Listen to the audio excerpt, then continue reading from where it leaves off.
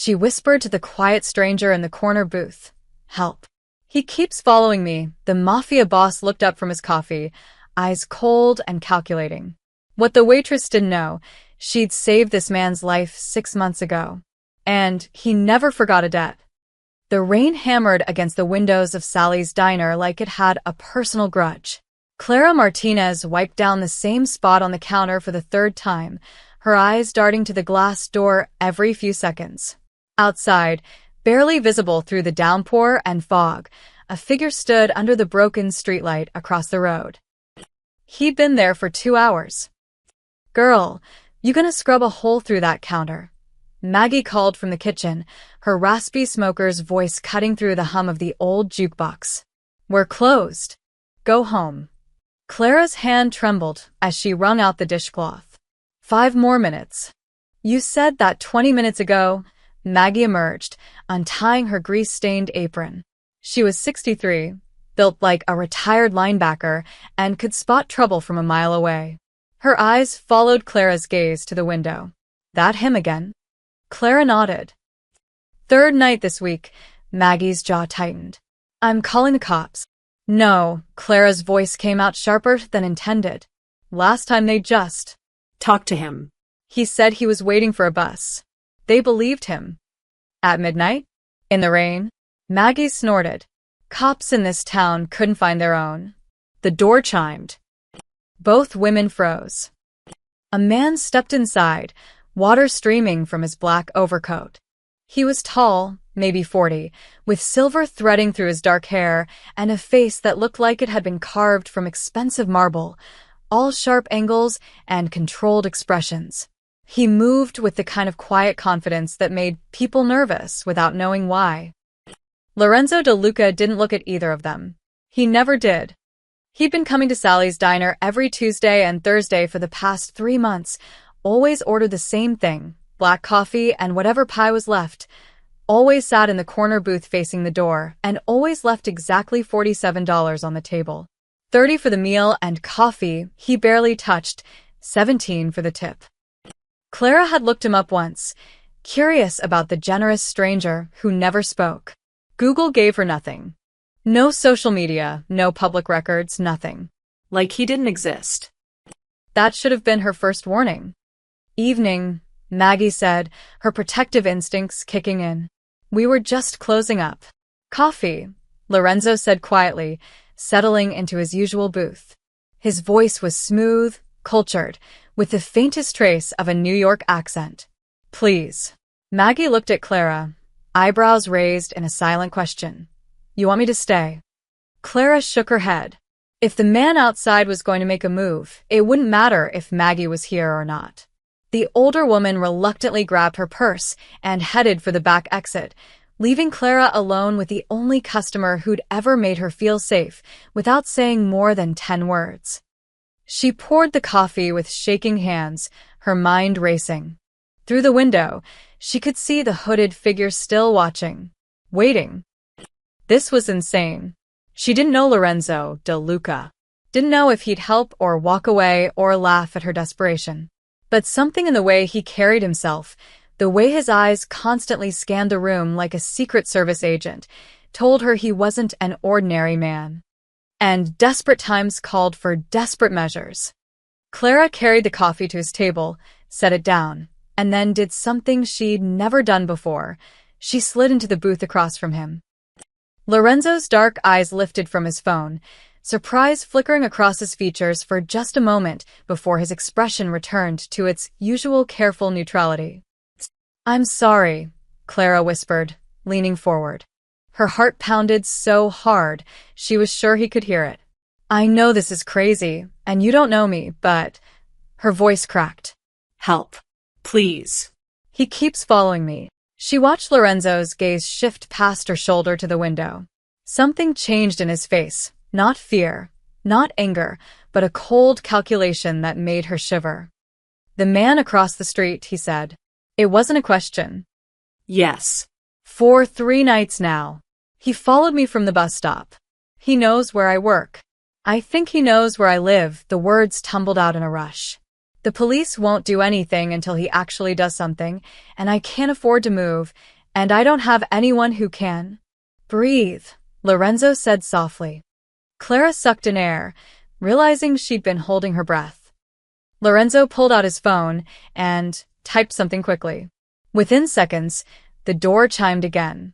A massive man in a dark suit entered, easily 6'5", built like a professional bodybuilder, with a face that suggested he ate nails for breakfast. He didn't acknowledge Clara's existence. Boss. Tony, Lorenzo said calmly, never taking his eyes off Clara. The man across the street. Gray hoodie, black jeans. Follow him. I want to know everywhere he goes, everyone he talks to, and who's paying him. Paying him? Clara's blood ran cold. She thought maybe he was just some creep, some stalker with too much time on his hands. But Lorenzo made it sound professional. Deliberate. Tony nodded once and disappeared into the storm. Lorenzo finally looked directly at Clara, and she felt the full weight of his attention like a physical thing. Go inside. Lock the door. Don't leave until I tell you it's safe. I don't understand. Why would someone... Clara. She froze. She'd never told him her name. It was on her name tag, sure, but he'd never looked at it. Never looked at her. Trust me, Lorenzo said, his voice carrying a strange gentleness that didn't match the intensity in his eyes. Lock the door. She wanted to ask 1,000 questions. Instead, she found herself nodding, sliding out of the booth on trembling legs. She locked the front door, flipped the sign to closed, and turned off the exterior lights. Through the rain-streaked window, she watched Lorenzo sit perfectly still, sipping his coffee like he had all the time in the world. Like there wasn't a stalker across the street. Like he hadn't just dispatched a small mountain of a man into the storm on her behalf. Who was he? Clara's phone buzzed. Unknown number. Stay away from the windows. Elle. She looked up. Lorenzo was watching her now, phone in hand. He nodded once, then gestured toward the kitchen. Clara backed away from the glass, her mind reeling. Across the street, the hooded figure shifted nervously, finally noticing that something had changed. He started walking, not toward the diner, but away from it, quickly, looking over his shoulder. Running. But Tony was already behind him, a shadow in the rain, closing the distance with frightening speed. Clara's legs gave out. She sank onto a stool behind the counter, her whole body shaking. This was real. This was happening. And somehow, the quiet stranger who came for coffee twice a week had just saved her life without even standing up. Who are you, Lorenzo De Luca? And more terrifyingly, why did you already know my name? The rain had softened to a drizzle by the time Lorenzo's phone buzzed. Clara watched from behind the counter as he read the message, his expression unreadable. Then he stood, buttoning his coat with careful precision. He's gone, Lorenzo said, walking toward the counter. Tony will make sure he doesn't come back tonight. Clara's hands were still shaking as she gripped the edge of the formica. Who was he? Why was he? I don't know yet. Lorenzo's eyes met hers, and something in his gaze made her breath catch. Not menacing, but searching, like he was trying to solve a puzzle. But I'll find out. Why are you helping me? The question came out as barely a whisper. Lorenzo was quiet for a long moment. Then he did something unexpected. He smiled. It was slight, almost sad, and it transformed his entire face from intimidating to human. Because someone once helped me when I needed it most, he said. Coffee. Clara blinked, thrown by the sudden shift. You want more coffee? No. I'm offering to make you some. You look like you need it. Before she could respond, Lorenzo moved behind the counter with the ease of someone comfortable in any space. He found a clean mug, poured coffee from the pot she'd made an hour ago, and slid it toward her. Sit, he said gently. You've had a shock. Clara sat, wrapping her hands around the warm ceramic. The absurdity of the situation hit her. A stranger she barely knew had just orchestrated some kind of military operation outside her workplace, and now he was making her coffee in her own diner. I should pay you, she said suddenly. 4. Whatever you just did. I don't have much, but I can. No, Lorenzo's voice was firm, but not unkind. You owe me nothing. He settled onto the stool beside her, not across the counter like a customer, but next to her like an equal. This close, Clara could see the faint scar along his jawline, the tiredness around his eyes that expensive suits couldn't hide. You've been coming here for months, Clara said. But you never really looked at me before tonight. Until you knew my name. Something flickered across Lorenzo's face. Recognition? Regret. I've always noticed you, he said quietly. I just wasn't sure if you remembered me. Clara's heart skipped. Remembered you? We've never. And then it hit her. The memory came rushing back like a wave. 6 months ago, Route 17, the horrible sound of metal crunching, tires screaming. She'd been driving home from her evening shift when she'd seen the black Mercedes slam into the guardrail, flip once, and crash into the embankment. She'd pulled over without thinking, called 911, and run to the wreck. The driver had been conscious, trapped, blood running down his face. She'd talked to him, kept him awake until the ambulance arrived, held his hand through the broken window. Oh my God, Clara breathed. That was you. Lorenzo nodded slowly. You saved my life that night, but you looked so different. The blood, the dark, I couldn't see. Clara's mind raced. The paramedics said you were being taken to St. Mary's. I tried to visit the next day, but they said no one by that name was admitted. They took me somewhere else, Lorenzo said carefully. Somewhere private. Clara studied his face, really seeing him for the first time. Yes, there it was. The same sharp cheekbones, the same intense eyes. But that night they'd been filled with pain and vulnerability. Now they were guarded, controlled. You never tried to find me, she said. To say thank you. I did find you, Lorenzo's voice was soft. That's why I come here. I wanted to make sure you were safe. Safe from what? Lorenzo turned his coffee mug in slow circles, choosing his words carefully. That accident wasn't an accident, Clara. Someone cut my brake lines. And when you pulled over to help me, when you gave your name to the police report, he paused. You became visible to people who should never have known you existed. The diner suddenly felt very cold. Are you saying? Clara's voice cracked. That man outside, he was there because of you. I'm saying I don't know yet. But I'm going to find out. Lorenzo reached into his coat and pulled out a business card. It was black, expensive looking, with only a phone number embossed in silver. If anything happens, anything at all, you call this number. Day or night. Clara took the card with numb fingers. Who are you? Really? Someone who pays his debts, Lorenzo said, standing. He pulled out his wallet and placed 2 crisp $50 bills on the counter. That's too much. It's not enough. Lorenzo headed for the door, then paused with his hand on the handle. Clara? That night on Route 17, when you held my hand through the window. Do you remember what you said to me? Clara thought back. She'd been terrified, talking just to keep him conscious.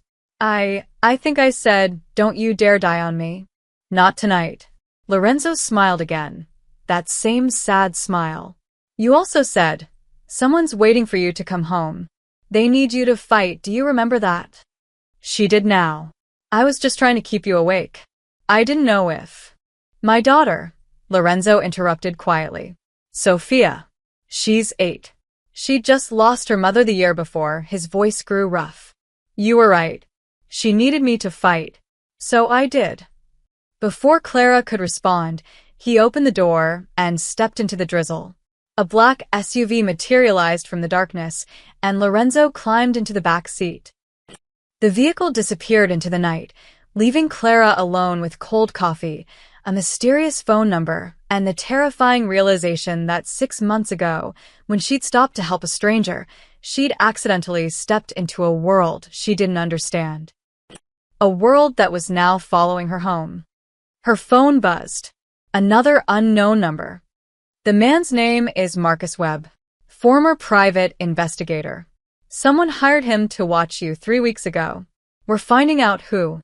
Sleep with your doors locked. Tony will be outside your building tonight. You won't see him, but he'll be there.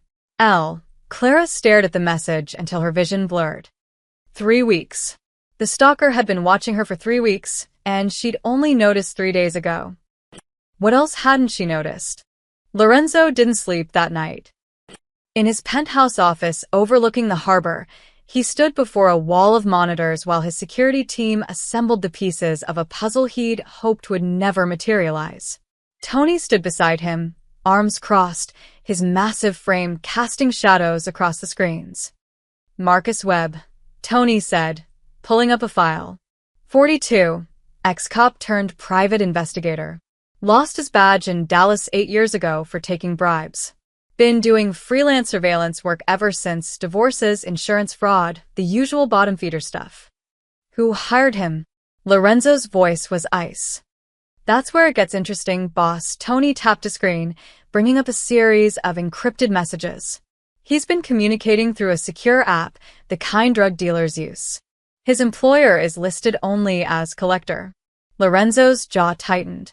The collector. He knew exactly who that was. Vincent Russo, a rival who'd been circling Lorenzo's legitimate business holdings for years, looking for any crack in the armor. Russo dealt in information, blackmail, and financial leverage. He collected secrets the way other men collected art. What was Webb's assignment? Lorenzo asked. Tony pulled up another screen, surveillance photos. Lorenzo's blood ran cold. They were all of Clara. Clara leaving the diner. Clara at the grocery store. Clara at the laundromat. Clara getting on the bus. Dozens of photos spanning 3 weeks, each one timestamped and cataloged with disturbing precision. There's more, Tony said grimly. He opened another file. Webb was specifically instructed to document anyone Clara spoke with, anywhere she went, and he paused. Any connection she might have to you. To me specifically? Lorenzo's mind raced. Pull up the hospital records for my accident. The police report. Everything. Tony's fingers flew across the keyboard. Moments later, the report appeared on screen. And there it was, Clara's name, her phone number, her statement to the police. All part of the public record. But that wasn't what made Lorenzo's blood freeze. At the bottom of the file was a hospital security photo, timestamped from that night. It showed Clara beside the ambulance, her hand resting on Lorenzo's shoulder as paramedics loaded him onto a stretcher. Someone had circled her face in red and written a single word in the margin: leverage. They've been watching her since the accident, Lorenzo said quietly. They knew she helped me. They've been waiting to see if she was important enough to use. And now Webb's been following her for 3 weeks, Tony added. Which means someone decided she is important enough. Lorenzo slammed his fist on the desk. Russo is looking for my offshore accounts. He thinks if he can find someone close to me, he can extract information. But Clara doesn't know anything about your business. It doesn't matter. Russo doesn't know that Lorenzo's mind worked through the implications. He sees a woman who saved my life, a woman I've been visiting regularly for months. To him, that's a connection worth exploiting. Tony pulled up another file. There's something else, boss. Webb's encrypted messages reference a secondary objective. He was told to gain access to Clara's apartment. Lorenzo spun around. When? Tomorrow night. He's supposed to copy her laptop hard drive and photograph any documents, bank statements, letters, anything that might connect her to you or your businesses. Double the security on her building, Lorenzo ordered. I want eyes on every entrance, every window. If Webb so much as walks past her block. Already done, Tony said. But boss, there's a problem. We can't keep this kind of surveillance up indefinitely without drawing attention. And if Russo realizes we're protecting her, it just confirms his theory that she's valuable to you.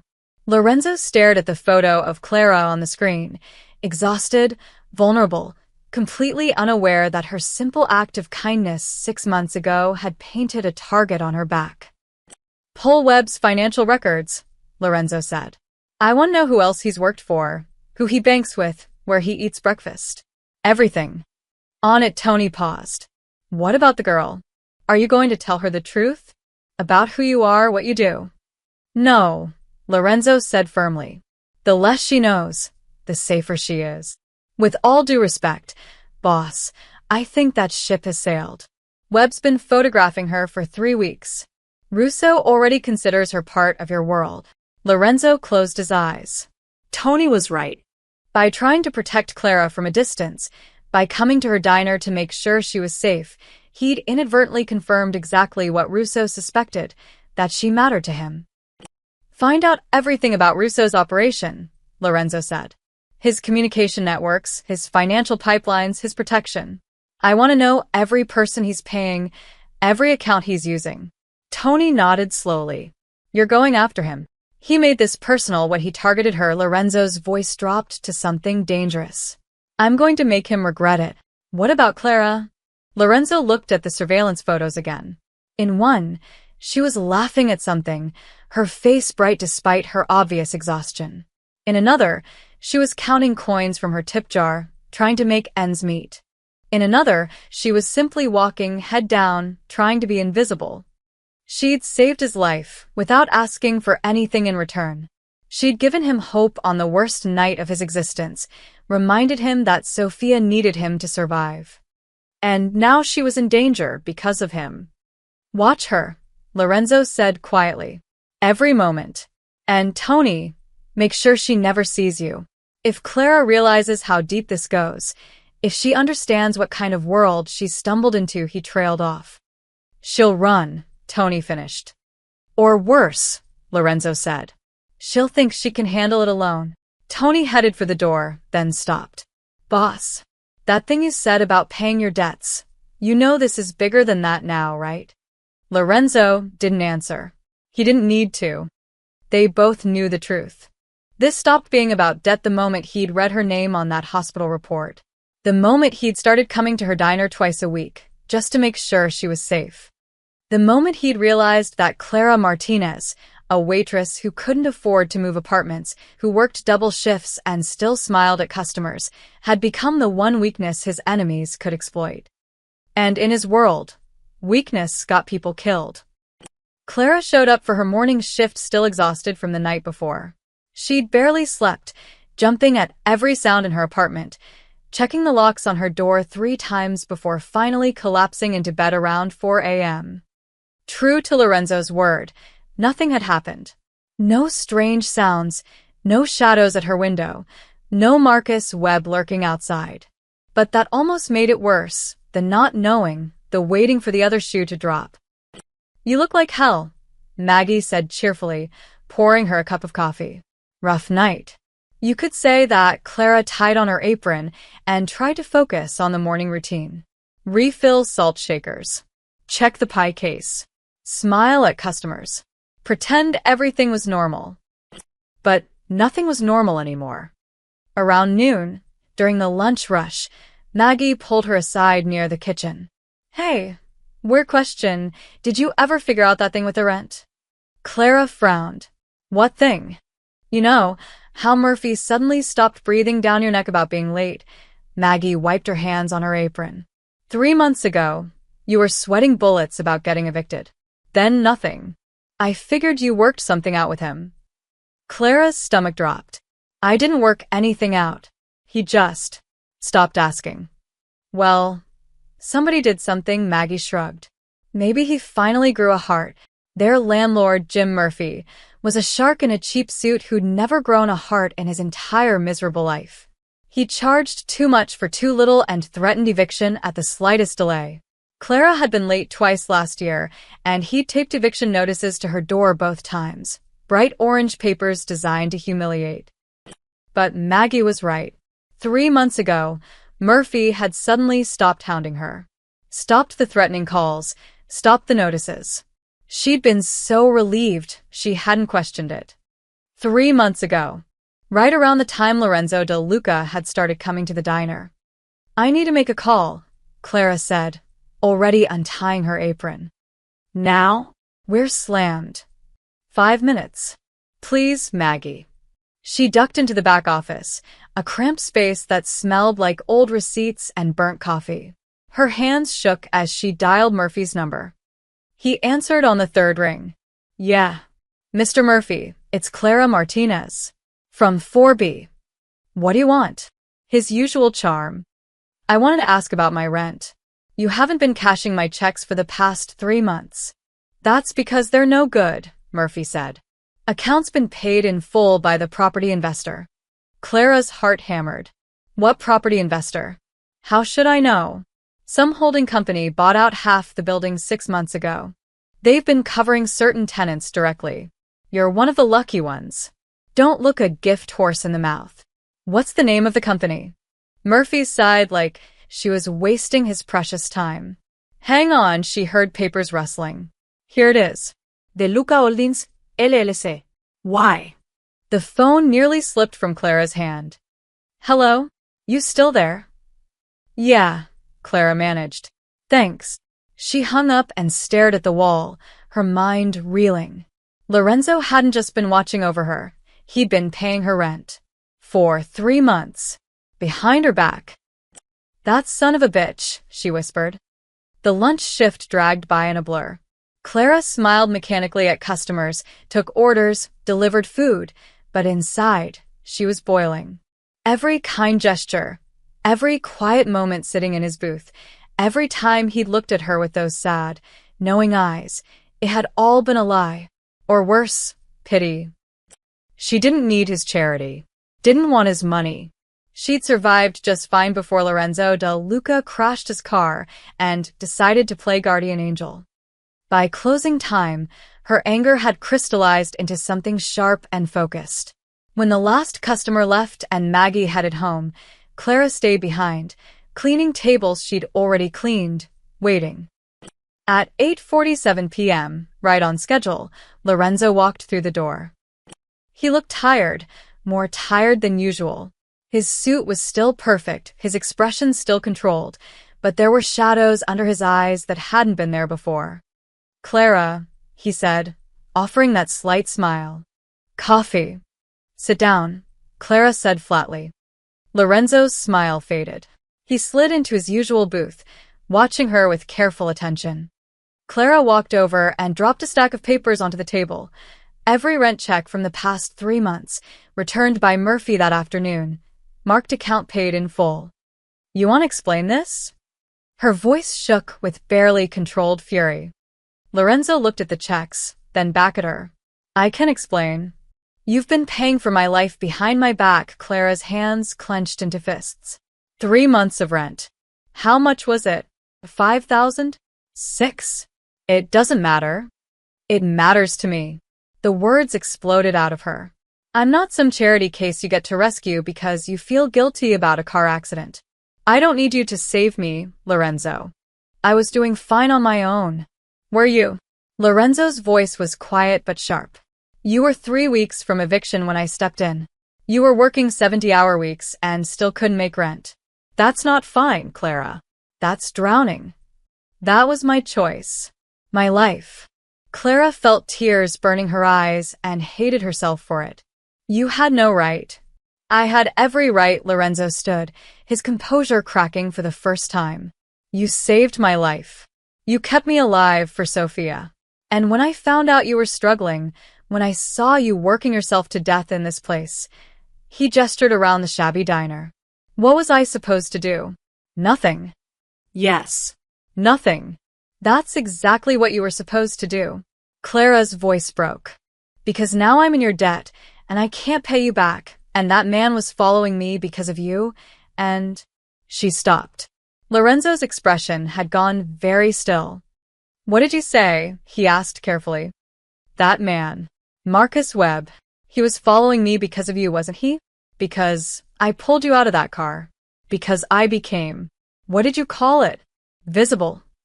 The pieces were clicking together now, ugly and sharp. You didn't pay my rent out of kindness. You did it because you felt responsible. Because saving your life put me in danger. Lorenzo said nothing, which was answer enough. Oh my God, Clara breathed. That's why you kept coming here. Not to check on me. To protect me. From threats I didn't even know existed, she laughed bitterly. And paying my rent, that wasn't generosity. That was insurance. Keep me stable, keep me in one place, make me easier to watch. That's not, Lorenzo started. Get out, Clara said coldly. Clara, you need to understand. Get out of my diner, her voice was steel now. Take your money, take your guilt, and leave me alone. Lorenzo stared at her for a long moment. Then he reached into his jacket and pulled out an envelope, placing it carefully on the table. That's a cashier's check for $18,000, he said quietly. 3 months of rent, plus interest, plus compensation for the invasion of your privacy. Consider us even. He walked toward the door, then paused. But Clara? The danger doesn't disappear because you're angry at me. Marcus Webb works for someone who wants to hurt me by hurting people I care about. Whether you like it or not, you're on that list now. I never asked to be on any list. No, Lorenzo agreed softly. You didn't. But you became one of the few good things in my world the night you held my hand and told me to fight. And I'm sorry, but I can't just walk away from that. He left, the door chiming softly behind him. Clara stood alone in the empty diner, staring at the envelope on the table. $18,000. More money than she'd seen in her entire life. She picked it up slowly, then walked to the garbage can and held it over the trash. Her hand wouldn't move. I'm drowning, she realized. He's right. I'm drowning, and I've been drowning for so long, I forgot what breathing felt like. But taking his money meant accepting his world. And his world had stalkers and danger and secrets that got people killed. Clara stood there for a long time, envelope in hand, trying to decide which scared her more, staying in her safe, suffocating life, or stepping into whatever darkness Lorenzo de Luca carried with him. Finally, she put the envelope in her apron pocket. Not because she forgave him, but because drowning people don't get to be proud. Lorenzo sat in the back of his SUV, watching the diner's lights go dark. He could still see Clara's silhouette moving inside, could imagine the war playing out of her head. Part of him wanted to go back, to explain everything properly. But Tony's words echoed in his mind. The less she knows, the safer she is. Except she wasn't safe. Not anymore. Boss, Tony's voice crackled through the phone. Webb's on the move. Lorenzo's attention snapped into focus. Where? Just left his apartment in Queens. He's heading toward Manhattan. We're on him. Don't lose him, Lorenzo said. But don't spook him either. I want to see where he goes, who he talks to. Copy that. Lorenzo ended the call and stared out at the dark streets. Marcus Webb had gone quiet for exactly 1 day after Tony had chased him off. 1 day of lying low, probably reporting back to whoever hired him. And now he was moving again. Good. Lorenzo had spent 20 years building his legitimate business empire on one simple principle. Information was more valuable than action. Webb thought he was hunting. He didn't realize he'd become the prey.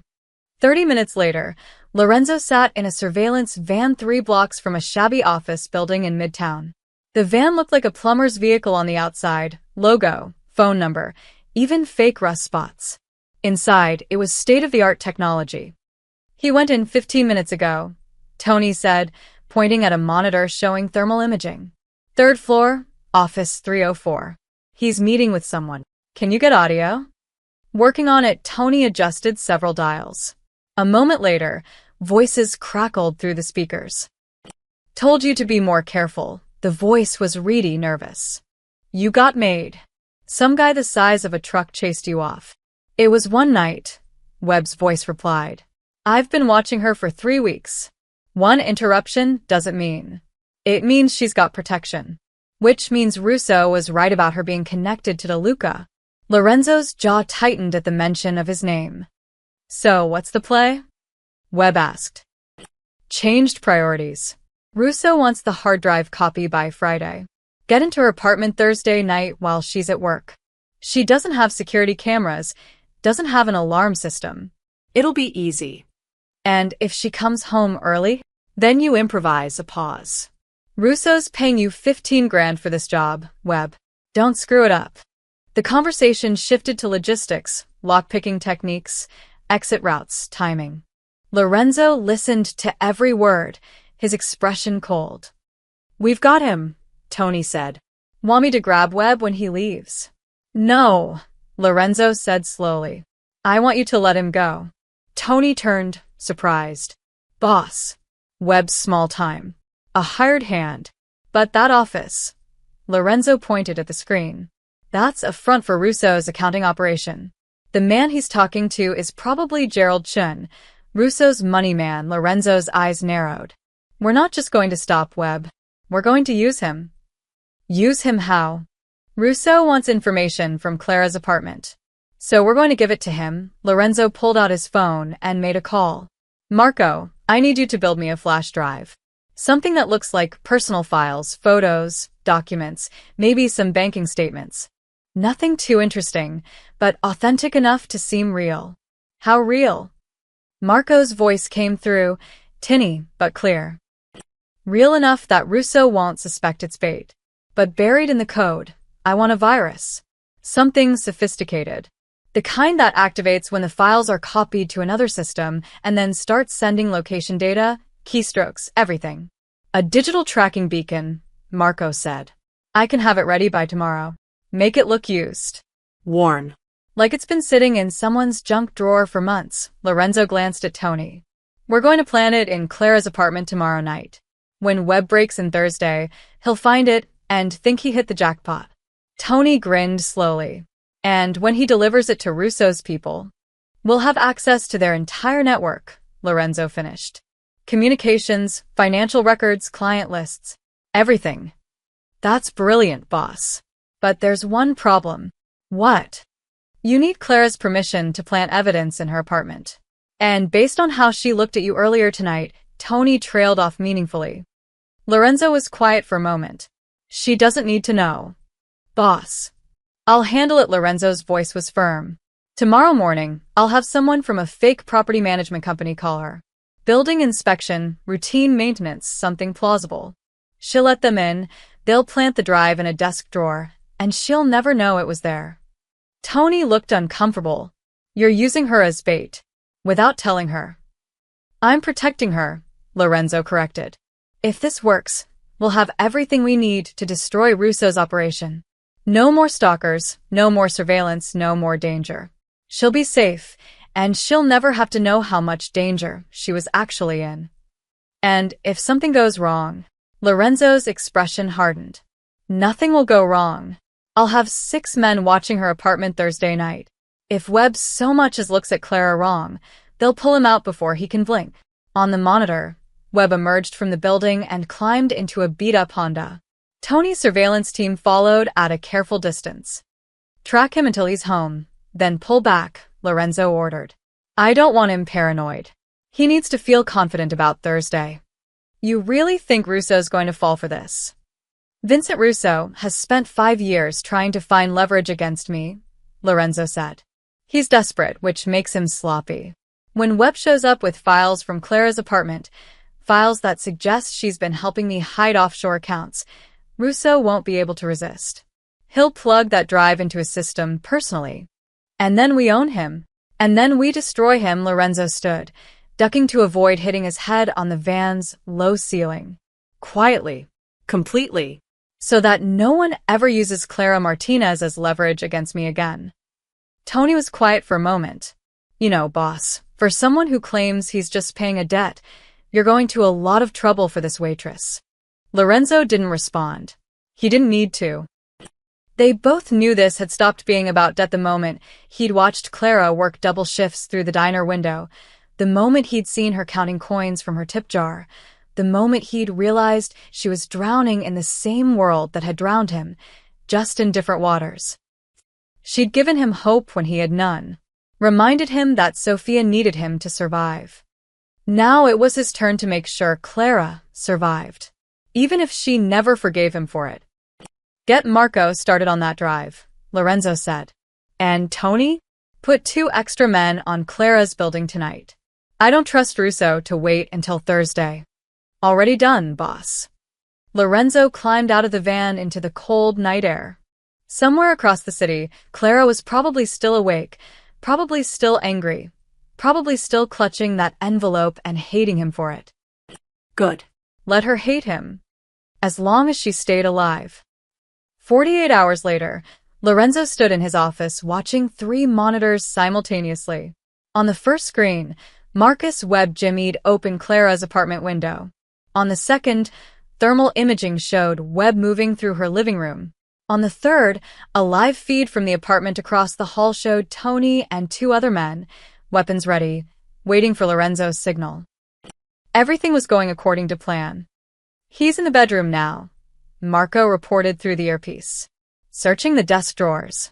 Lorenzo watched Webb's heat signature pause, reach for something, then pause again. Even through thermal imaging, Lorenzo could sense the moment Webb found the flash drive, that slight hesitation, the careful way he examined it before pocketing it. "Got it." Webb's voice crackled through the bug they'd planted in Clara's apartment that morning. He was on the phone. "Looks like personal files. Photos, some documents. Could be nothing, could be everything." "Bring it straight here," Gerald Chen's voice responded. "Russo wants to see it tonight." Webb slipped back out the window and disappeared into the night. Tony's team stayed hidden, letting him go. "Phase 1 complete," Lorenzo said calmly. "Marco, how long until the virus activates?" "The moment they plug it into any computer connected to their network. Could be 10 minutes, could be an hour. Depends on their security protocols." Lorenzo checked his watch, 11:47 p.m. Clara's shift ended at midnight. She'd be home in 40 minutes, completely unaware that her apartment had just been burgled, that everything was proceeding exactly as planned. Except plans, Lorenzo had learned long ago, never survived first contact with reality. At 12:23 a.m., Marco's voice exploded through the earpiece. "Boss, we're in. The virus just activated." They plugged the drive directly into their main server. "Idiots," Tony muttered. "Give me everything," Lorenzo ordered. "Communications, financial records, client databases. I want to know everyone Russo's paid, everyone who's paid him, and every law he's broken to make it happen." The monitors filled with data, spreadsheets, emails, encrypted messages being decrypted in real time. Lorenzo's team worked with surgical precision, copying files faster than Russo's people could detect the breach. "Boss, you need to see this," Marco said, his voice tight. "Russo's network is bigger than we thought. Way bigger." Lorenzo leaned in. The screen showed a web of shell companies, fake loan agencies, and offshore accounts spanning 12 countries. But that wasn't what made his blood run cold. "That account," he said, pointing. "The one routing through the Cayman Islands to that Delaware LLC. Pull the ownership records." Marco's fingers flew across the keyboard. A document appeared on screen, a banking authorization form. The signature at the bottom belonged to FBI Special Agent Richard Dawson. "A federal agent," Tony breathed. "Russo has a federal agent on his payroll." Lorenzo's mind raced. This changed everything. Russo wasn't just a rival businessman or a petty criminal. He was running a full-scale money laundering operation with federal protection. "How much?" Lorenzo asked. Marco pulled up the transaction history. Dawson's been taking monthly payments for 3 years, roughly $40,000 per month. In exchange, he's been feeding Russo information on federal investigations, tipping him off before raids, making evidence disappear. "Keep digging," Lorenzo ordered. "I want every person in this network identified. Every transaction traced. Every." "Boss," Marco's voice was urgent. "We've got a problem. Someone just accessed the FBI's database through Dawson's credentials. They're running a search." "On who?" "Clara Martinez." Lorenzo's heart stopped. "When?" Right now.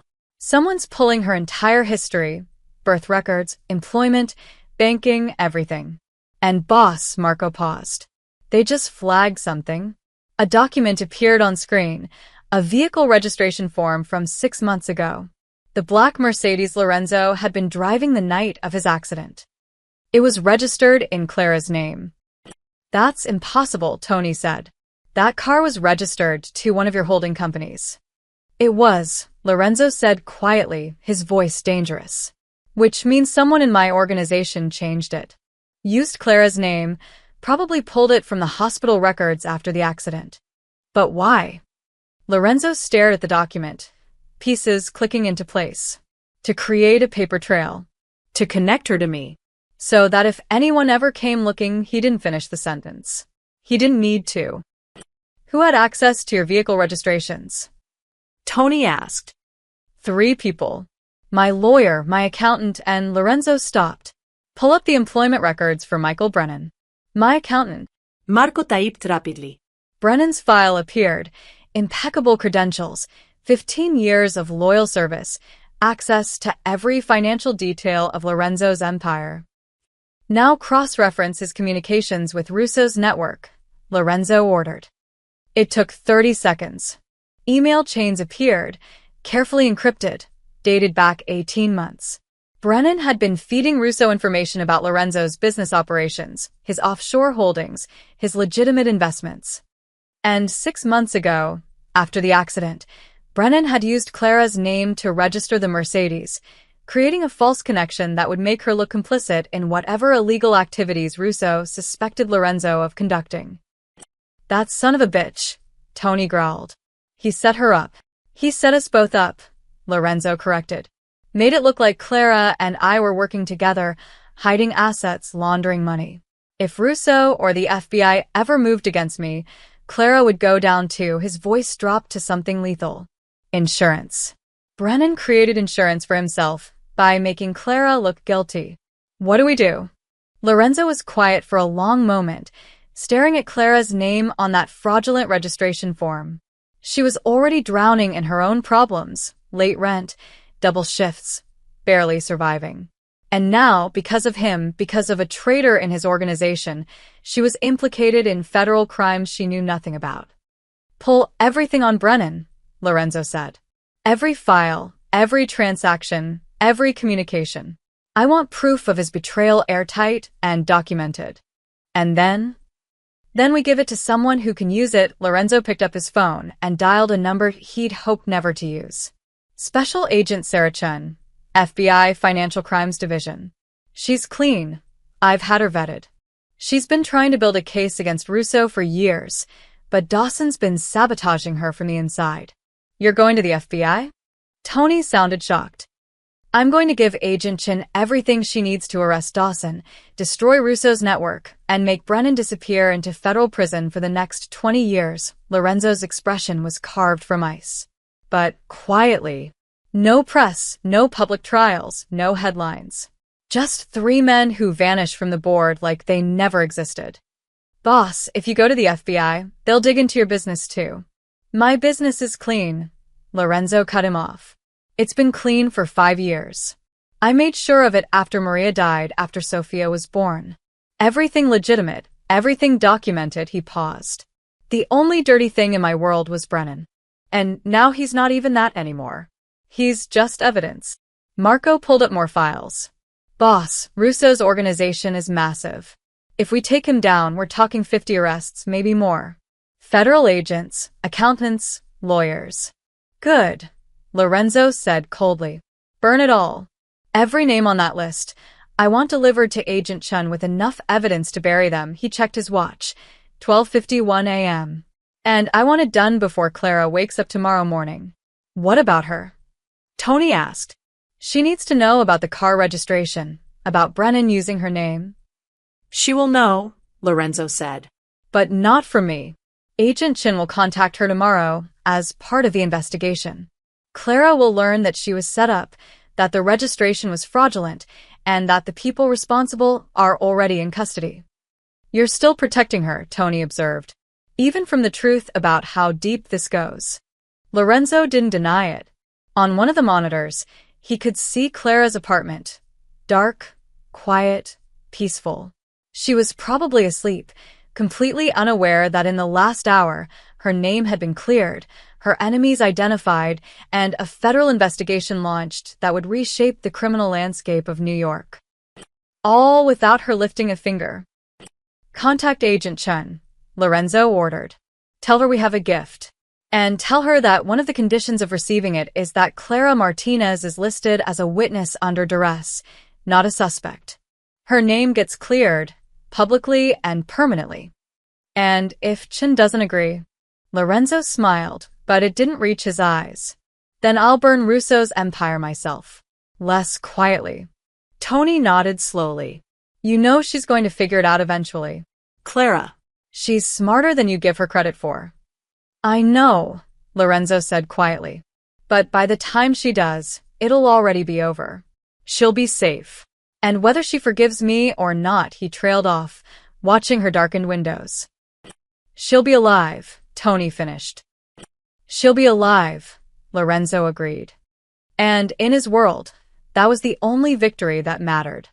Clara was wiping down tables during the Tuesday morning rush when two people in dark suits walked into the diner. They had that look, federal agents trying to blend in but failing spectacularly. Everyone could spot a cop. Clara Martinez? The woman asked, pulling out a badge. I'm Special Agent Sarah Chen, FBI. This is Agent Brooks. We need to ask you some questions. The diner went silent. Every customer turned to stare. Clara's heart dropped into her stomach. What? Why? Is there somewhere private we can talk? Agent Chen's voice was professional but not unkind. Maggie appeared at Clara's elbow like a protective mother bear. She's not saying anything without a lawyer present. She's not under arrest, Agent Chen said quickly. We just need to discuss some documents that have come to light. Ms. Martinez, are you aware that you're listed as the registered owner of a 2024 Mercedes S-Class? The room tilted. What? No. I don't own a Mercedes. I don't even have a car. Agent Chen pulled a document from her briefcase and laid it on the counter. Clara stared at the vehicle registration form in disbelief. There was her name, her address, her signature, except that wasn't her signature. It was close, but the loops were wrong, the pressure different. I never signed this, Clara stammered. We know, Agent Chen said, and something in her tone made Clara look up sharply. Ms. Martinez, 6 months ago you were involved in a traffic accident. You pulled over to help a man whose vehicle had crashed. Do you remember that? Yes, but I don't understand what. The vehicle in question was a black Mercedes S-Class. The same one listed on this registration form. Agent Chen paused. Someone used your personal information from the hospital records to fraudulently register that vehicle in your name. You're a victim of identity theft. Clara sank onto a stool, her legs giving out. Who would do that? We're not at liberty to discuss the details of an ongoing investigation, Agent Brooks said. But we need you to come to the field office and make a formal statement. Am I in trouble? Clara's voice came out small, frightened. Agent Chen's expression softened. No. You're a witness, not a suspect. But this registration form has tied you to several individuals currently under federal investigation. We need to establish that you had no knowledge of or involvement with their activities. What individuals? What activities? Clara felt like she was drowning again, the walls closing in. The man you helped that night, Agent Chen said carefully. Lorenzo de Luca. What's your relationship with him? Clara's mouth went dry. He comes into the diner sometimes. I don't really know him. He's been visiting your workplace twice a week for 3 months, Agent Brooks said, consulting his notes. He paid 3 months of your rent through a shell company. That's more than casual acquaintance. How do you know about my rent? Clara's voice rose. Have you been watching me? Ms. Martinez, please calm down, Agent Chen said. We're trying to help you. But we need to understand the nature of your relationship with De Luca. Has he ever asked you to hold documents for him? Move money? Sign anything? No. Nothing like that. I barely know the man. Clara's hands are shaking. He just drinks coffee and leaves big tips. That's it. The agents exchanged glances. Agent Chen pulled out another document. This is a bank transfer receipt showing $18,000 deposited into your account 2 days ago. The funds originated from an account linked to Lorenzo de Luca. Can you explain that? Clara wanted to scream. The envelope. She deposited it yesterday, desperate to catch up on bills, to breathe for just 1 month without drowning. And now it looked like evidence of something criminal. It was rent money, Clara said, her voice breaking. He paid my rent without asking, and I was angry, so he gave me the money back. That's all it was. That's a lot of money for rent repayment, Agent Brooks noted. He added interest or something, I don't know. Tears burned Clara's eyes. I'm not a criminal. I helped someone after a car accident, and now you're treating me like We're not treating you like anything, Agent Chen interrupted gently. But you need to understand, the people who falsified this registration are dangerous. They used your name to create a connection between you and Luca. If we hadn't discovered it, you could have been charged as an accomplice in money laundering, tax evasion, and several other federal crimes. The room spun. I could go to prison? For helping someone? Not anymore, Agent Chen assured her. We've verified that the registration is fraudulent. Your signature was forged, likely by someone with access to hospital records. We're currently investigating several individuals, including a Michael Brennan who worked as DeLuca's accountant. Clara pressed her hands to her face. This couldn't be happening. She just wanted to help someone bleeding in a wrecked car. How had that turned into federal agents, forged documents, and criminal investigations? I need you to come with us, Agent Chen said, standing. We'll take your statement, get your signatures verified, and begin the process of clearing your name officially. And if I refuse? Then you remain a person of interest in an active investigation, Agent Brooks said flatly. Your choice. It wasn't a choice at all. For hours later, Clara sat in a gray FBI interview room, her head pounding. She'd told them everything. The accident, Lorenzo's visits to the diner, the stalker, the rent payments, all of it.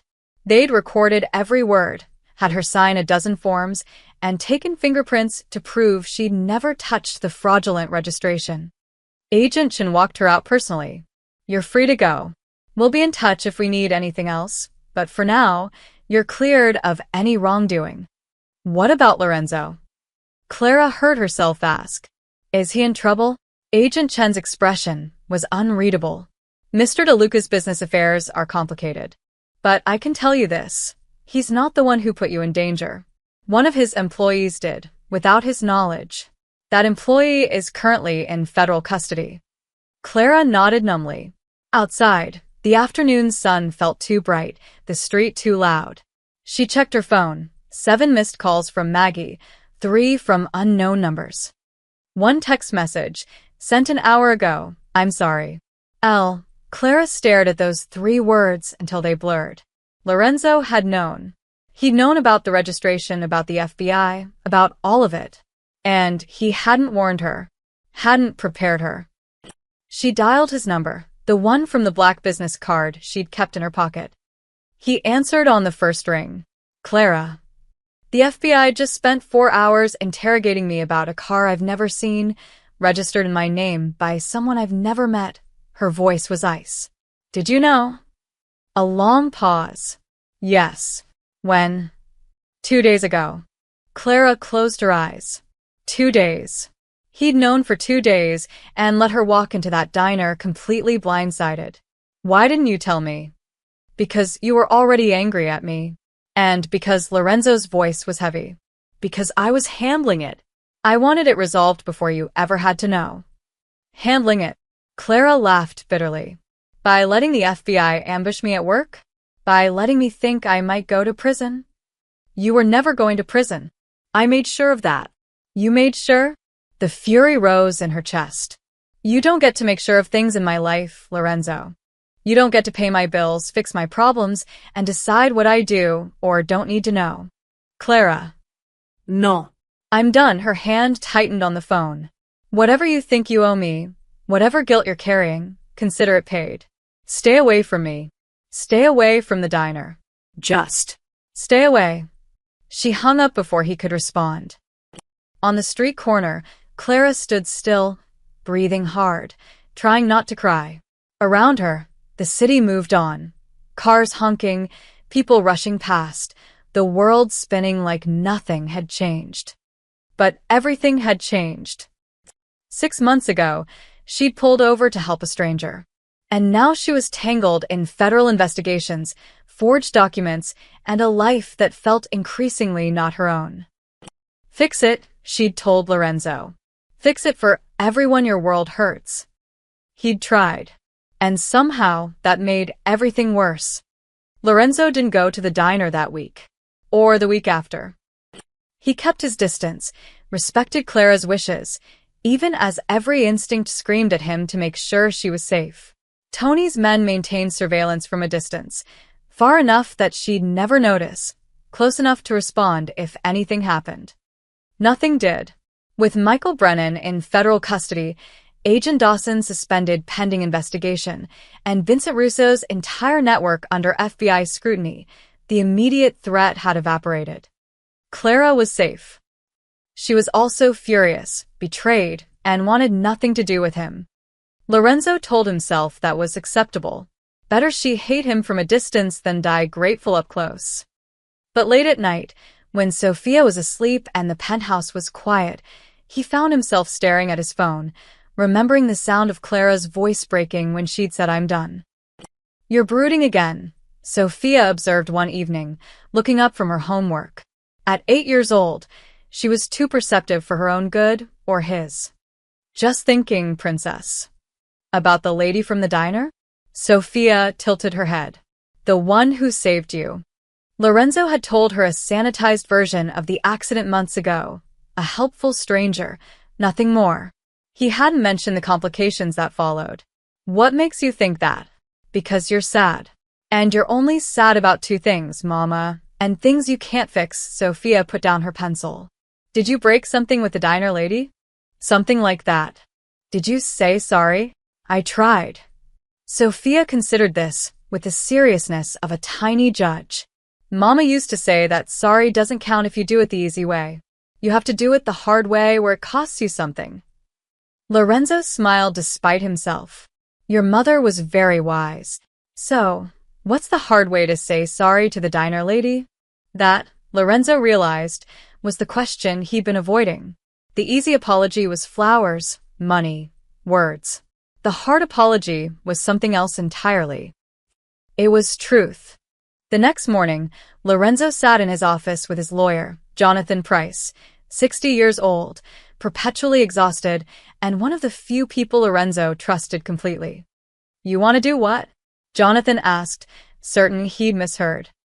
"Rewrite the Mercedes registration. Put it back in my name, backdated to the original purchase. Create a paper trail showing Brennan committed fraud independently." "That's already being handled by the FBI." "The FBI's version leaves Clara's name attached to the investigation permanently," Lorenzo interrupted. "Anyone searching her background will find this case. It'll follow her forever. Job applications, credit checks, everything." He pushed a folder across the desk. "I want her name scrubbed completely. Like she was never involved." Jonathan opened the folder, scanning the documents inside. "This will cost a fortune in legal fees. And you'll have to testify that Brennan acted without your authorization, which means admitting you had poor oversight of your own accountant." "I don't care about the cost or the optics," Lorenzo said flatly. "I care that a woman who saved my life is now connected to federal crimes because my employee betrayed me." "Fix it." Jonathan studied him for a long moment. "This isn't just about debt anymore, is it?" Lorenzo didn't answer. He didn't need to. "I'll start the paperwork," Jonathan sighed. "But Lorenzo, even if we erase her name from the legal system, you can't erase what happened. She'll still remember. She'll still be angry." "I know," Lorenzo stood, looking out over the city. "But she'll be free. And that's enough." 3 days later, Clara was closing up the diner when a courier arrived with a large envelope. Inside was a thick stack of legal documents and a single handwritten note on expensive cardstock. "Clara, these are copies of the corrected vehicle registration, filed with the state and federal authorities. Your name has been removed from all records. The investigation will show that Michael Brennan acted alone in committing identity fraud, using hospital records he should never have accessed. I've also included a legal opinion from my attorney confirming that you bear no responsibility, legal or financial, for anything connected to my business affairs. This document can be presented to any employer, bank, or agency that questions your background. Additionally, I've established a trust with the funds I gave you. You can't return it, I've made it legally impossible, but you can choose what to do with it. Keep it, donate it, invest it. The choice is yours, not mine. I never meant to trap you. I only meant to protect you. I failed at both. I won't contact you again. Tony will maintain discreet security around your building for 6 more months, just to be certain, but you'll never see him or know he's there. After that, I'll disappear from your life entirely. You told me to fix it for everyone. My world hurts. I can't fix everything I've broken, but I can fix this. Thank you for giving me a reason to fight that night. Sophia has a father because of you. That debt can never be repaid. Lorenzo. Clara read the note 3 times, her hands trembling. Then she looked through the legal documents, page after page of corrected registrations, statements, and certifications. He'd essentially rewritten history, taking sole responsibility for Brennan's betrayal, absorbing all the legal and reputational damage himself. At the bottom of the stack was a bank statement showing the $18,000 in a trust account. Her name was on it, but so were restrictions. It could only be accessed by her, couldn't be transferred to Lorenzo or his businesses, and would revert to a children's charity if unclaimed for 5 years. He'd made sure she couldn't give it back, even if she wanted to. Clara sat in the empty diner, surrounded by documents that proved she was legally, officially, completely cleared of everything. Her name was clean. Her future was unobstructed. She was free. So, why did she feel worse? Because he did it the hard way, she whispered to the empty room, remembering something her grandmother used to say. A real apology costs the person giving it more than the person receiving it. Lorenzo had spent a fortune in legal fees.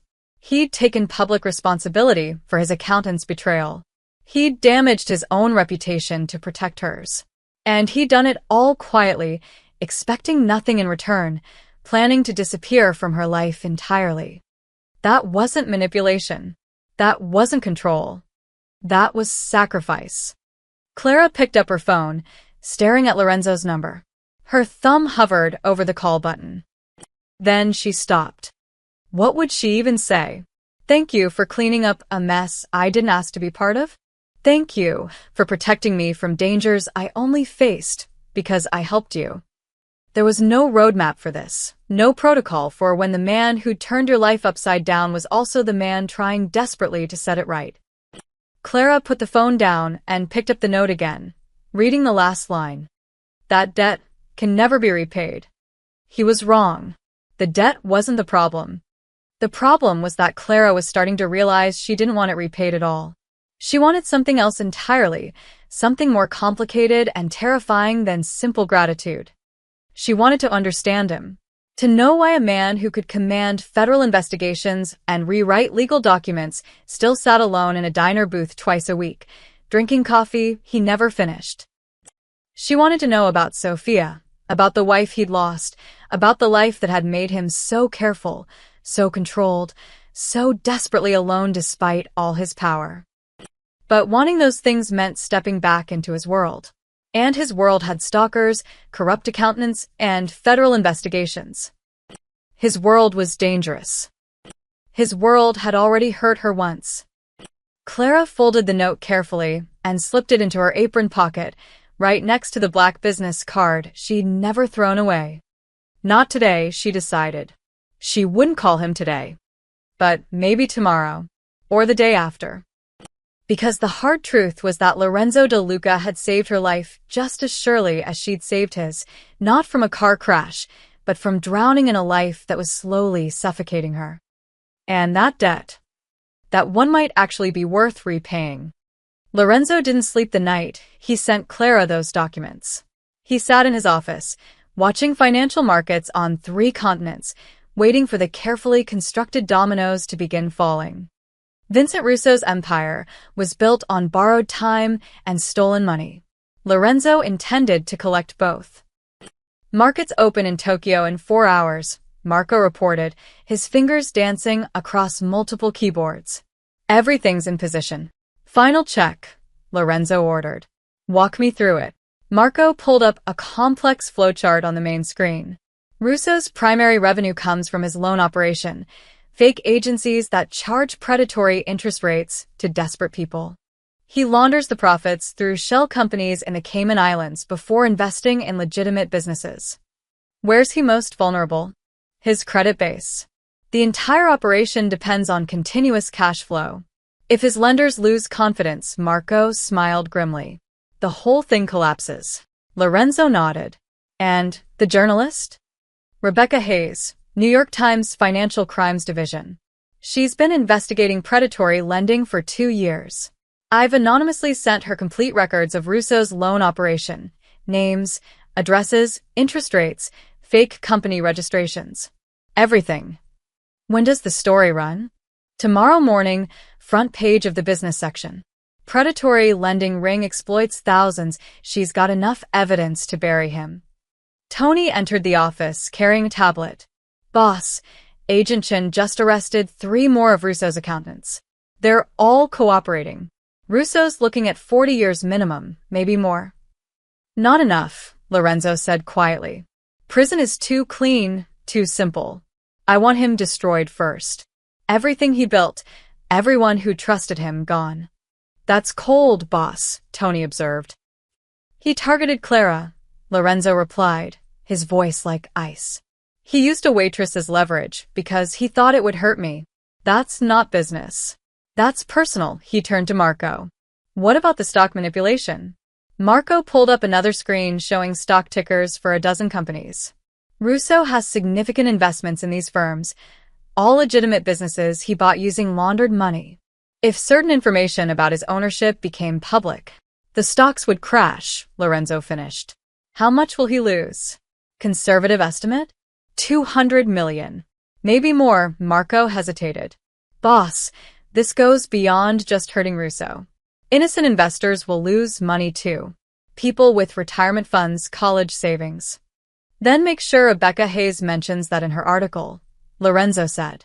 Let the public know that Russo gambled with their money using funds from predatory loans. Turn him into the villain he actually is. And Dawson? Tony asked. The FBI agent. Lorenzo's expression darkened. Agent Chun has the offshore account records. She'll handle Dawson quietly, no trial, just a forced resignation and disgrace. He'll disappear into obscurity where he belongs. 3 birds, 1 stone, Tony muttered. Russo, Brennan, and Dawson. All gone. 4 birds, Lorenzo corrected. He pulled up a final document, a property deed. Russo owns the building Clara lives in through a subsidiary. He probably bought it specifically to have leverage over her, to control where she lived. Tony's eyes widened. You're not. I've arranged to purchase the building through a third party. A legitimate real estate investment firm with no ties to me. Lorenzo smiled slightly. Clara will never know who the new owner is. She'll just know that her rent is suddenly affordable, the building is being properly maintained, and her landlord isn't a predator anymore. You're still protecting her, Tony said. Even after she told you to stay away. Especially because she told me to stay away, Lorenzo turned back to the screens. She deserves a life where she's not constantly drowning, constantly afraid. If I can give her that without her knowing, he trailed off. Then maybe I'll finally have repaid what I owe her. Marco cleared his throat. Boss, it's time. Markets are opening. The dominoes fell with brutal precision. At 6 a.m., the New York Times published Rebecca Hayes' exposé on Russo's predatory lending operation. By 6:30, it was trending on social media. By 7 o'clock, morning news shows were covering it. At 8:15 a.m., 3 major investment firms announced they were divesting from Russo's companies. By 9 a.m., stock prices were in freefall. At 10:30 a.m., the SEC announced a formal investigation into Russo's business practices. By noon, Vincent Russo had lost everything. Lorenzo watched it unfold from his office, tracking each collapse with clinical detachment. This was what he did, not violence, not threats, but information. The careful manipulation of data, perception, and public opinion. Russo had built his empire in shadows. Lorenzo simply turned on the lights. It's done, Marco reported. Russo's credit lines are frozen. His investors are fleeing. His legitimate businesses are collapsing under scrutiny. Everything he built is gone. And the loan victims? Lorenzo asked. Rebecca Hayes set up a victims fund. Donations are already pouring in. They'll get restitution. Maybe not all of it, but enough to help. Tony walked in looking satisfied. Just got word from Agent Chen. Dawson resigned an hour ago. Quiet agreement. He walks away, but never works in law enforcement again. His reputation is destroyed. Brennan, pleading guilty to all charges in exchange for a reduced sentence. He'll still get 15 years minimum, Tony paused. And boss? That building where Clara lives? The sale went through. She's got a new landlord as of this morning. Lorenzo nodded slowly, feeling something close to peace for the first time in months. Russo destroyed. Dawson disgraced. Brennan imprisoned. Clara safe, her name cleared, her future secured. He'd done it. Quietly, completely, just as he'd promised himself. There's something else, Marco said, pulling up a news article. Russo's main warehouse burned down last night. Complete loss. Fire department is calling it suspicious. Lorenzo frowned. We didn't do that. No, Tony agreed. We didn't. Which means Russo has other enemies. People who wanted him gone just as badly as we did. Or, Lorenzo realized with growing unease, Russo wasn't finished fighting. Cornered animals were the most dangerous kind. His phone buzzed. Unknown number. The text message was simple. You think you've won. But I know where she works. I know where she lives. And if I'm going down, I'm taking everyone with me. VR. Lorenzo's blood ran cold. Marco, where is Russo right now? Marco's fingers flew across the keyboard. His GPS last pinged at. He stopped, face going pale. Boss, he's at the shipping docks. Your shipping docks. How long ago? 15 minutes.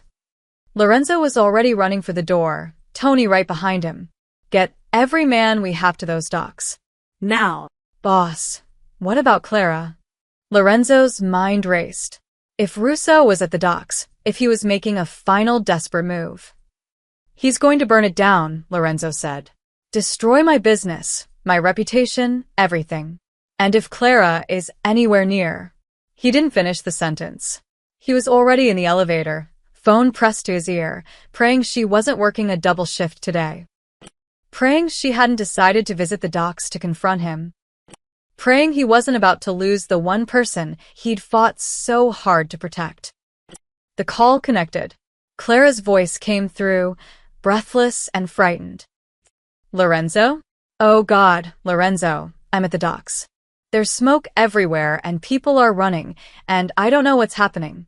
The elevator felt like it was moving through molasses. Clara, listen to me, Lorenzo said, forcing calm into his voice. Get away from the buildings. Run toward the water. Do it now. But there are still people inside. The warehouse workers, they're trapped. Clara, no. The line went dead. And Lorenzo knew, with terrible certainty, that his carefully constructed victory had just turned into the fight of his life. Lorenzo's SUV screeched to a halt 3 blocks from the docks. Black smoke billowed into the afternoon sky, thick and toxic. Fire trucks wailed in the distance, but they wouldn't arrive in time. Stay with the vehicle, Lorenzo barked at Tony, already running toward the flames. Boss, you can't. Lorenzo didn't listen. He'd spent 20 years building legitimate businesses, creating something clean for Sophia to inherit. And now it was burning. But none of that mattered. Not the warehouses, not the inventory, not the millions of dollars going up in smoke. Clara was in there. He pushed through the gathering crowd of onlookers, past his own security guards trying to establish a perimeter. The main warehouse was fully engulfed, flames licking through windows, the metal structure groaning under intense heat. But the secondary building, the shipping office where workers processed manifests and customs forms, that one was only smoking. And that's where people were emerging, coughing, stumbling, eyes streaming. Lorenzo grabbed one of his foremen. How many still inside? 3, maybe 4, the man shouted over the roar of flames. We were evacuating when the second explosion hit. Explosion? Someone set charges, Mr. DeLuca. This wasn't an accident. They wanted everything destroyed. Russo. This was Russo's final move. Burn Lorenzo's legitimate business, frame him for insurance fraud, destroy everything in one desperate act of vengeance. Lorenzo scanned the crowd frantically. Was there a woman? Dark hair, about 5'6". She went back in. Another worker appeared, face blackened with soot. Some crazy lady ran inside when she heard people calling for help. We tried to stop her. Lorenzo was moving before the man finished speaking. He grabbed a fire extinguisher from a guard station, soaked his jacket with water from a burst pipe, and ran toward the smoking building. Mr. DeLuca, no, someone shouted. He ignored them. The shipping office door hung open, bent from the explosion. Inside, smoke rolled along the ceiling like a living thing. Lorenzo pulled his wet jacket over his mouth and pushed forward, squinting through the haze. Clara. His voice was swallowed by the crackling flames. A crash came from deeper inside, something heavy falling. Then a voice, hoarse from smoke. Here. We're here. Lorenzo followed the sound through the maze of offices. The heat was intense, sweat immediately pouring down his face. File cabinets had toppled, blocking corridors. Sailing ties hung precarious up overhead. He found them in the break room, Clara and 2 warehouse workers, a middle-aged man and a young woman barely out of her teens. The back door was blocked by a collapsed shelving unit. Clara was trying to move it, her hands already scraped and bleeding. Clara. Lorenzo grabbed her shoulders. What the hell are you doing here? She spun, eyes wide with shock and relief. Lorenzo? How did you? A coughing fit cut her off. Doesn't matter. We need to move now. Lorenzo turned to the shelving unit blocking their exit. It was heavy, loaded with boxes, and wedged tight against the doorframe. We tried. The male worker gasped. It won't budge. Lorenzo assessed the situation with the cold calculation of a man who'd survived worse. The shelving was metal, maybe 300 pounds. The door behind it led to a loading dock, direct access to the street. Everyone grab a section, Lorenzo ordered. On 3, we lift and push left. Ready. Clara positioned herself beside him, her shoulder pressed against his. Despite everything, the smoke, the danger, the months of anger and confusion between them, they moved together with perfect synchronization. 1, 2, 3. The shelving shifted 6 inches. Not enough. Again. Lorenzo's muscles screamed as they heaved. The metal groaned, scraped, then suddenly gave way, crashing sideways with a deafening clang. Go. Out now. Lorenzo shoved the workers toward the door. The young woman stumbled, and Clara caught her, half carrying her through the exit. They burst onto the loading dock, gulping fresh air. Fire trucks were arriving, police cars blocking off streets. Lorenzo's security team swarmed forward, helping the workers down from the platform. Lorenzo turned back. The building's interior was now fully engulfed. They'd made it out with seconds to spare. Clara sat on the edge of the loading dock, coughing violently. Lorenzo grabbed a water bottle from a paramedic and pressed it into her hands. Drink, he ordered. She drank, then looked up at him with red-rimmed eyes. You came for me. Of course I came for you. Lorenzo's voice was rough with smoke and something else. Did you really think I wouldn't? You could have died.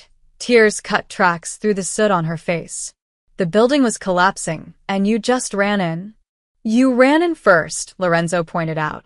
To save people you don't even know. They needed help. So did you. Lorenzo knelt in front of her, bringing them eye to eye. Clara, what were you doing here? At my docks. She looked away, embarrassed. I saw the news about the fire. I heard someone say it was your shipping company. And her voice dropped. Last time I ran away, you crashed. I couldn't do that again. Lorenzo felt something crack inside his chest. After everything, the anger, the betrayal, the federal investigation, she'd still come. Still run toward danger to help him. Why? He asked quietly. Because last time I did, you crashed, Clara repeated, meeting his eyes. And because she hesitated. Because I'm tired of running from the only person who's ever tried to protect me, even when I didn't want protection. Before Lorenzo could respond, Tony appeared, phone in hand.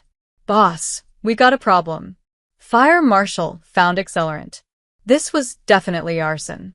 And surveillance caught someone fleeing the scene before the fire started. Huso. Worse, Tony turned his phone around, showing security footage. The figure running from the warehouse was smaller, younger. And Lorenzo recognized him immediately. Marcus Webb. He was supposed to be in custody, Lorenzo said. Posted bail 2 hours ago. Russo must have paid it. Tony's expression was grim. Boss, if Webb set these fires, if Russo ordered him to, then Russo's desperate enough to commit murder. Lorenzo stood, his mind already calculating. Get every camera feed from the docks. Webb couldn't have done this alone. He needs handlers, escape routes, payment. On it, Tony jogged away, barking orders into his phone. Clara stood shakily. Marcus Webb? The man who is following me.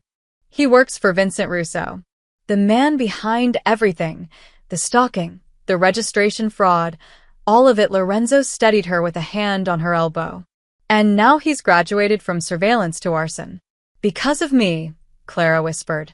Because Russo thinks hurting me hurts you. No, Lorenzo's voice was steel. Because Russo is a coward who burns things down when he loses. But he's wrong about one thing. What?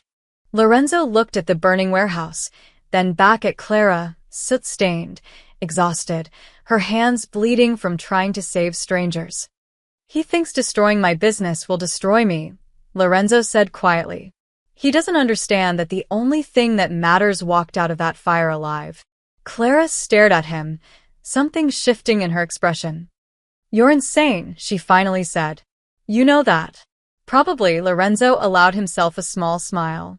But I'm also right. The fire burned for 3 more hours before the fire department finally contained it. Lorenzo watched from a distance, Clara sitting beside him on the hood of his SUV, a paramedic's blanket wrapped around her shoulders. 2 million in damage, Tony reported, joining them.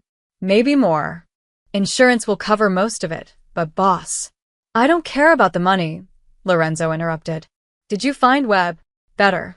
We found where he's going. Tony pulled up a map on his tablet. He made 3 calls from a burner phone after leaving the docks.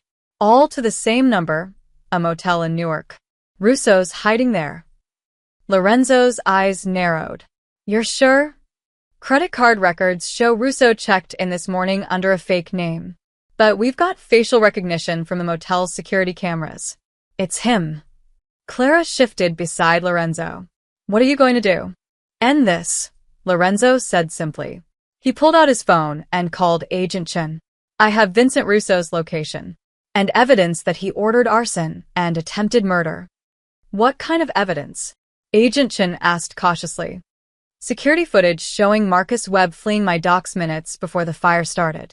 Phone records connecting Webb to Russo. And testimony from 4 witnesses, including myself, that Webb nearly killed people today. Lorenzo's voice was cold. That's arson, conspiracy, and attempted murder. How much time is that worth? Life, if I can prove Russo gave the order. Agent Chen paused. But Lorenzo, if you're planning to. I'm planning to give you an address and let you do your job, Lorenzo interrupted. I'm done playing games with Russo. He wanted to destroy everything I've built? Fine. But he crossed the line when he put innocent people in danger. He gave Agent Chen the motel address and hung up. Clara was watching him carefully. You're just going to let the FBI handle it? That's it. You sound disappointed. I sound surprised. Clara pulled the blanket tighter. The Lorenzo I've been learning about doesn't seem like the type to let someone else finish his fights. The old Lorenzo wouldn't have. Lorenzo looked at his burned warehouses. The old Lorenzo would have gone to that motel himself. Would have made sure Russo understood exactly what happens when you threaten what's mine. And the new Lorenzo. The new Lorenzo has an 8-year-old daughter who needs her father alive and out of prison. Lorenzo turned to face Clara fully. And the new Lorenzo learned something today, watching you run into a burning building. That I'm insane. That some things are worth more than revenge, Lorenzo's voice softened. You risked your life for strangers. People you'd never met. And when I asked why, you said, because last time I ran, you crashed. Clara looked away. I was scared. I wasn't thinking clearly. You were thinking perfectly clearly, Lorenzo reached out, gently turning her face back toward him. You don't run from things that matter. Not from a car crash. Not from a fire. Not from me. Clara's breath caught. Lorenzo. I've been protecting you from a distance for months, Lorenzo continued. Paying your rent, clearing your name, watching over you like some guardian angel who is too afraid to actually be present. But you taught me something today. What? That protection, without presence, is just control. And I don't want to control your life, Clara. I want, he stopped, the words harder than he'd anticipated. What do you want? Clara's voice was barely a whisper. Before Lorenzo could answer, Tony's phone buzzed. He checked it, then looked up sharply. Boss, FBI just hit the motel. They've got Russo in custody. And he scrolled quickly. They found evidence in his room. Burner phones, payment records, even a written list of targets. What targets? Clara asked. Tony hesitated, glancing at Lorenzo. Tell her, Lorenzo said quietly. You were on it, Tony admitted, looking at Clara. Top of the list. Russo was planning to escalate after the fire. If the docs hadn't gotten him arrested, he trailed off, the implication clear. Clara went very pale. He was going to kill me. He was going to try, Lorenzo corrected. But he never would have succeeded. I would have died first. That's not comforting. Clara stood abruptly, the blanket falling away. Don't you understand? This is exactly what I was afraid of. Your world is fire and threats and federal agents. People make lists with my name on them. And you, her voice cracked. You talk about dying for me like it's romantic instead of terrifying. Clara. No. You want to know what I want? She spun to face him, eyes blazing. I want a life where I'm not on hit lists. Where I don't have to wonder if the man drinking coffee in my diner is secretly a crime boss. Where saving someone's life doesn't mean signing up for federal investigations and burning buildings. Lorenzo stood slowly, giving her space. You're right. My world is dangerous. It's complicated and messy, and I can't promise it won't touch you again. Then we're done here, Clara started walking away. But, Lorenzo called after her, making her pause. Your world isn't exactly safe either, is it? Clara turned back, anger and confusion warring on her face. You work 70-hour weeks for poverty wages, Lorenzo said quietly. You live in a building with broken locks and a landlord who threatens you. You can't afford healthcare. You skip meals to make rent, and you're one emergency away from homelessness. He took a step closer. You were drowning long before you met me, Clara. At least in my world, you'd be drowning in deeper water. That's your sales pitch? Clara laughed bitterly. Join my dangerous world because your regular world is terrible? No. My pitch is this. Lorenzo closed the distance between them, his voice low and intense. In my world, you'd never be alone again. You'd never wonder how you'll pay rent, or if you'll have enough to eat, or if you matter to anyone. You'd be protected, valued, and cherished, not because you're useful, but because you're you. Clara's anger faltered. Lorenzo. I'm not asking you to love me, Lorenzo continued. I'm not even asking you to trust me yet. But I am asking you to stop running from the one person who sees you drowning and keeps throwing you lifelines, even when you throw them back. Silence stretched between them, filled only by the distant sound of fire trucks and police radios. Finally, Clara spoke, her voice small. What if I don't know how to stop running? Lorenzo smiled, sad and genuine. Then I'll keep chasing. For as long as it takes. Tony cleared his throat awkwardly. Boss? Agent Chin wants to know if Clara will testify against Russo. They need her statement about Webb's surveillance, about the fire. Ask her yourself, Lorenzo said, not taking his eyes off Clara. She makes her own decisions. Clara looked between them, then at the smoking ruins of the warehouse, then back at Lorenzo, this complicated, dangerous, infuriating man who'd turned her life upside down and somehow made it better in the process. I'll testify, she said finally. But Lorenzo? After this is over, after Russo's in prison and Webb is convicted and everything is finished. Yes. You're taking me to dinner. A real dinner. Where we actually talk instead of you making decisions about my life from the shadows. Lorenzo's smile widened. Is that an order? It's a condition, Clara corrected. You want me to stop running? Then stop hiding. Be present. Be honest. Be human. Lorenzo offered. Real, Clara said. Just be real with me. That's all I've ever wanted. Lorenzo extended his hand, formal and old-fashioned. Deal. Clara took it, and something shifted. A boundary crossed, a decision made. They stood there in the parking lot of a burned warehouse, holding hands like strangers making a pact, while around them Lorenzo's empire smoldered and Clara's old life continued to crumble. But for the first time in months, neither of them was drowning. They were just standing, together. And that, Lorenzo realized, was worth more than all the revenge in the world.